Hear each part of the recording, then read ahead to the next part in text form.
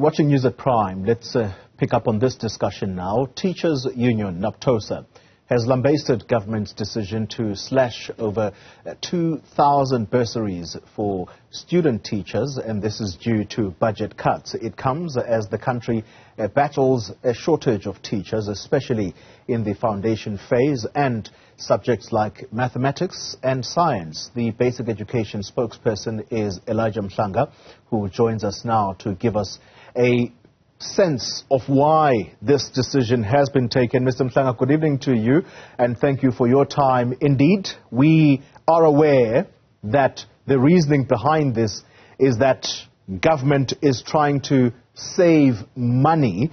However, is there a chance that this could be reversed, given what some of the education experts are saying, and that is that it is going to affect the critical sectors of the education space, particularly specialized teachers who are interested in mathematics and science? Good evening, Toli. Well, the Department of Basic Education is one of those departments that have been affected by the budget cuts which have been announced by National Treasury. And this is done to try and manage the pace of the country as a whole. So we have had to work with what we have once the cuts have taken place. But we were not surprised. It's something that was always coming. So we had to look at the practical implications of the cuts to say, what is it now that we need to do as a department, seeing that we've been affected? So when it comes to the Funza Lushaka Bursary program, we had to make some adjustments as well as a result of the cuts, that one, but two, as a result of the fees that have been going up at universities, because we award bursaries based on the money that's available. So we made those adjustments. It's not something that is permanent. Yes, it's going to affect us, but it's not the only funding vehicle for those young people who wish to take teaching as a profession. Yeah. So when you say that you knew that this was coming, but you had planned for it, what is that plan? Because these bursaries have been cut from a figure of 12,000, and they've now been reduced to 9,700. What's the bigger plan?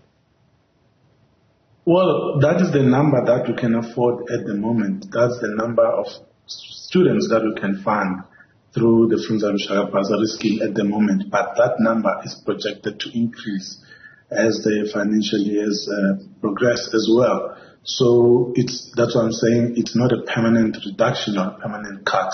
It's something that has helped us to manage the current situation of those that are at university at the moment. But in the next financial year and the one after that, there will be an increase once again, because we understand the need for teachers in specialized areas. That is the foundation phase, mathematics, African languages, as well as ICT. One education expert had this to say, Mr. Mhlanga, and that is, and I quote now, "Our interventions as a country are always a stopgap measure and never sustained. We could learn from countries like Ghana, Zimbabwe, India, where at a given point in history, they could boast of even an oversupply of teachers in the scarce skills area." Is that something that you agree with? It would also be wrong to make things look like the department only woke up last year.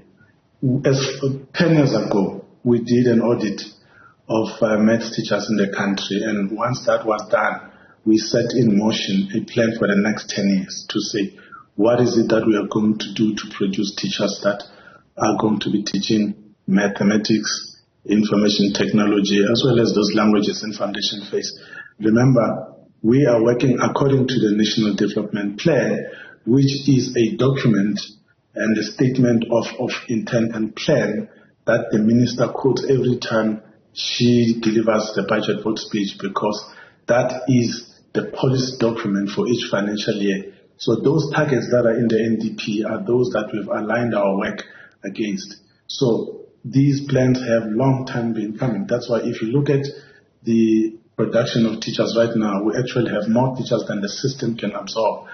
By the way, we do have even now teachers that have qualified to teach maths and others in those areas of need who cannot get space in the system because of the budget cuts. So the issue of supply, yes, it's there, it's a concerning one, but it's not at the crisis stage as yet. In fact, it will never be, because we are already training even those that are already in the system. So we are doing a multiplicity of things to try and address the issue that you're focusing on tonight. Well, you do say that we are not at a crisis level, but a critic is going to say this is part of the reason we have a population of grade 4s, children in grade 4, who can't read for understanding. Is that fair criticism, would you say? No, that's completely unrelated.